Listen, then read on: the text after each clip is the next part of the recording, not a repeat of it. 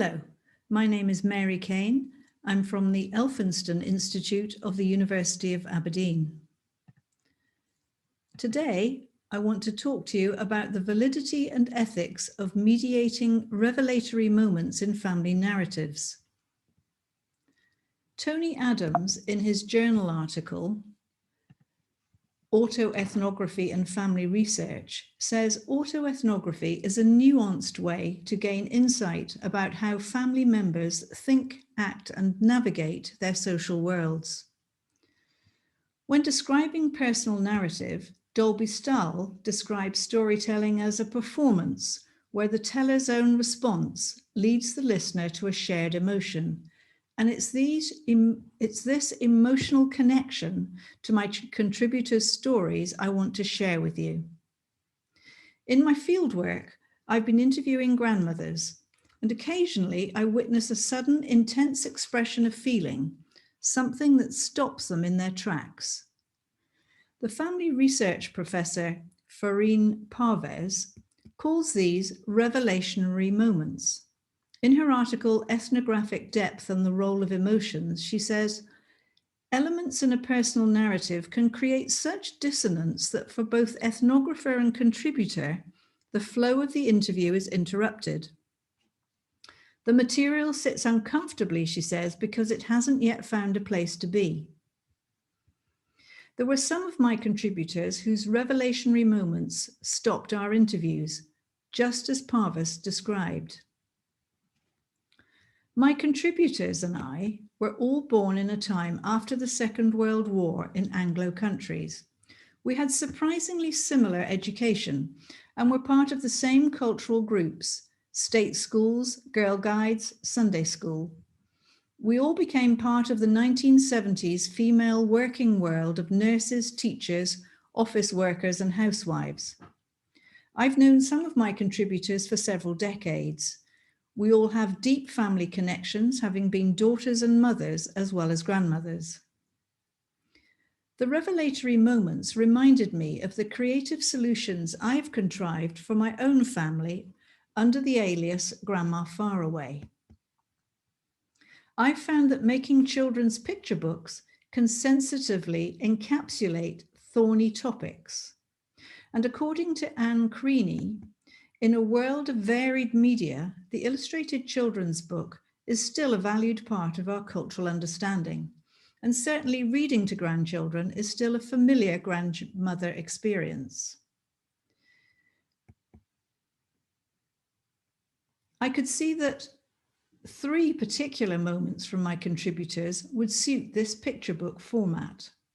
However, before proceeding with the collaboration, I understood there were validity and ethical issues to evaluate. As a starting point, Leon Anderson points out that in a creative autoethnographic collaboration, it's imperative to understand the other's point of view. In his journal article, Analytic Autoethnography, he tells us that the ethnographer should be immersed into the group of contributors. Having spent most of my life amongst this particular group, I can say I have a very good understanding of them. On the subject of validity, Ellis, Adams, and Bochner, in their overview of autoethnography, cover the following 5 issues. Is the material reliable? That is, do the contributors have the experiences they are describing, and were they lifelike, believable, and possible? I can answer yes from my long experience as part of this group. Is the story coherent, connecting readers to their lives, and does it provide continuity? Yes. In these instances, the stories were coherent, they just could not be described coherently. Otherwise, they were a cohesive part of their personal narrative. How useful is the story, and to what uses might the story be put? In these instances, the contributors wanted the stories to be shared, told, and kept in their family, and then copies of the book could be made. Is there an interesting link to the wider world? Yes, there were parallels with the world. There were themes of trauma, loss, and grief, all themes that we experience at some time in our lives. Does it improve their lives? Yes, if our collaboration allowed these dissonant stories to become harmonious and shareable, it will have improved their lives. The first story addresses the memory of Frida Edmonds' grandchild, Jack.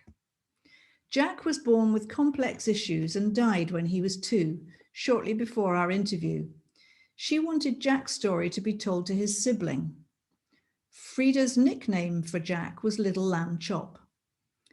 The second is the story of Eva Dosler's Serbian family who perished in the Holocaust. Eva was keen that her grandchildren, now living secure lives in Australia and the UK, should not forget the suffering and effort their family went through. She wanted to tell it through her mother's dressmaking skills. The third was Anne Christie's story. Anne remembers her family losing all their possessions in an Aberdeenshire croft fire when she was a young girl. On the subject of ethics, there were several sensitive issues for me to navigate.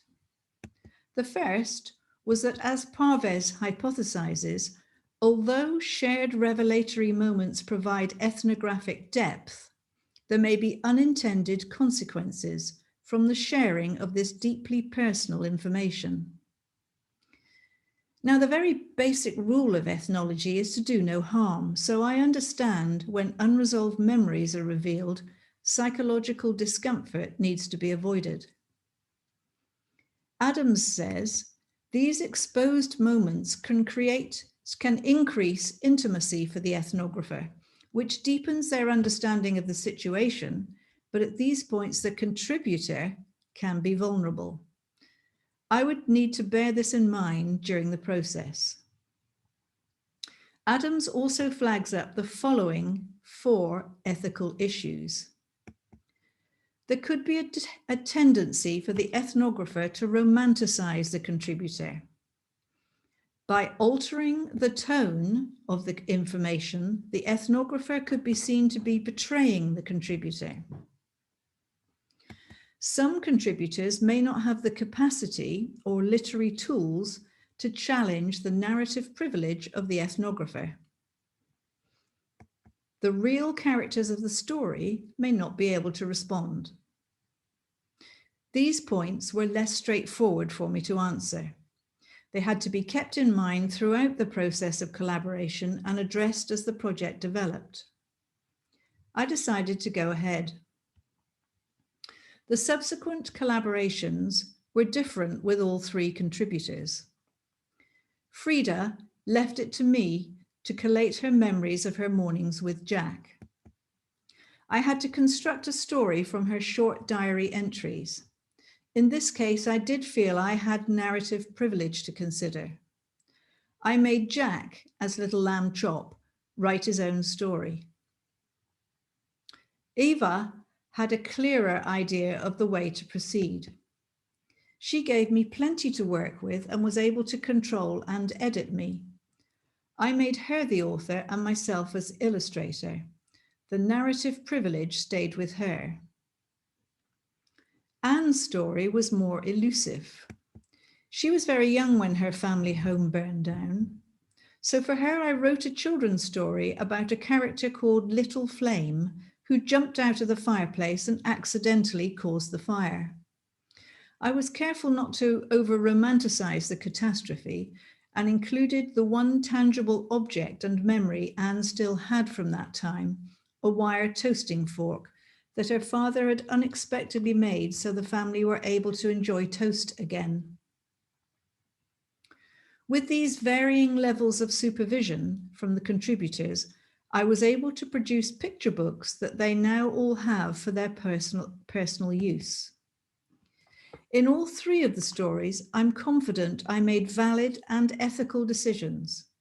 All 3 were pleased with their books and the reshaping of their stories. Due to our shared connections and ongoing negotiations, the vulnerability issue was minimized. Frida has a story to read to her new grandson, which paints the older brother in a humorous rather than just a tragic light. Anne is very happy she now has a story to go with her toasting fork and is pleased her father has a central part in the story. Eva has found her family less impressed with the story than she had hoped. However, she understands it was a long time ago and remains hopeful that the illustrated book will remain as a clear first-hand account to what happened, and it will last beyond her lifetime. She's working on a further life history. Throughout this collaborative process, I suggest that all three of my contributors were their own autoethnographers. They were already in possession of the knowledge and possessed the desire to preserve their difficult but important family material. Together, we were able to develop these fractured narratives, offering their revelationary moments a more comfortable place to be. Thank you very much for listening.